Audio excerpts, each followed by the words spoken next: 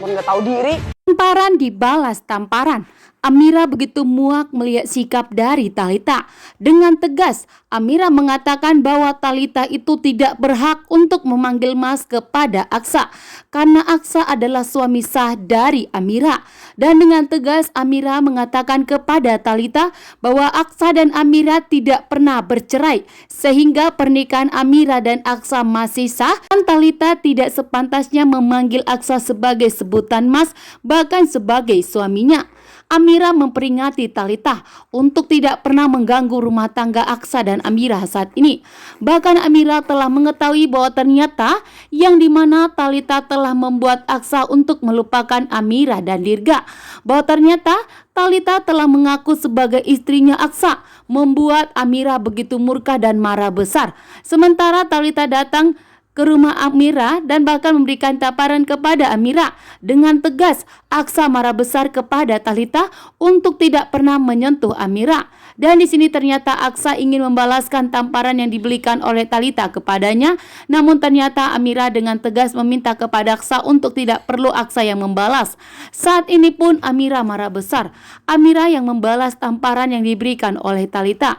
Dengan penuh marah, Thalita pun ditampar oleh Amira. Amira pun dengan tegas marah besar kepada Thalita di hadapan Papa Bastian. Sementara Pak Bastian hanya terdiam. Pak Bastian tentunya sangat tercengang ya, bahwa ternyata Amira masih pemberani. Saat ini pun Aksa dengan tegas meminta kepada Thalita untuk tidak pernah mengaku sebagai istrinya.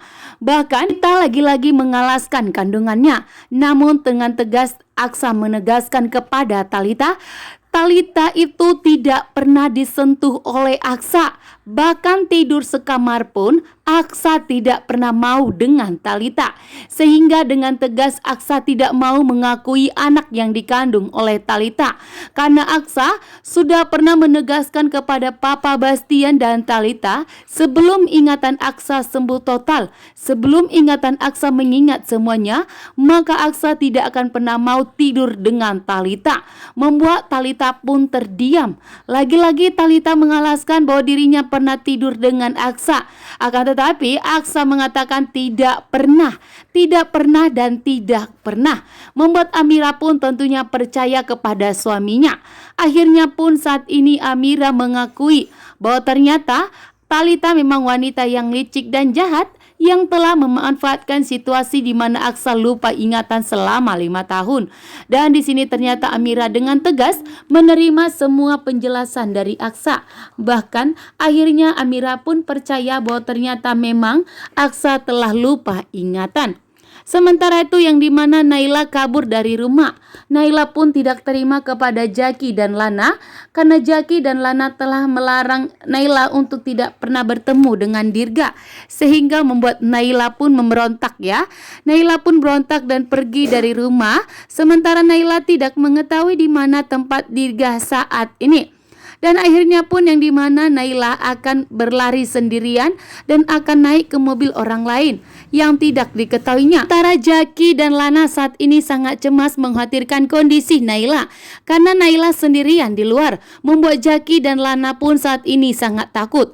Dan di sini ternyata yang dimana Lana marah besar kepada Jaki, karena memang Jaki tidak membiarkan Naila bertemu dengan Dirga dan Amira. Dan seolah-olah di sini memang yang dimana Jaki ingin menjauhkan Naila dari Amira dan Dirga, sehingga membuat Lana pun curiga. Dengan tegas Lana meminta kepada Jaki untuk segera jujur apa sebenarnya yang terjadi.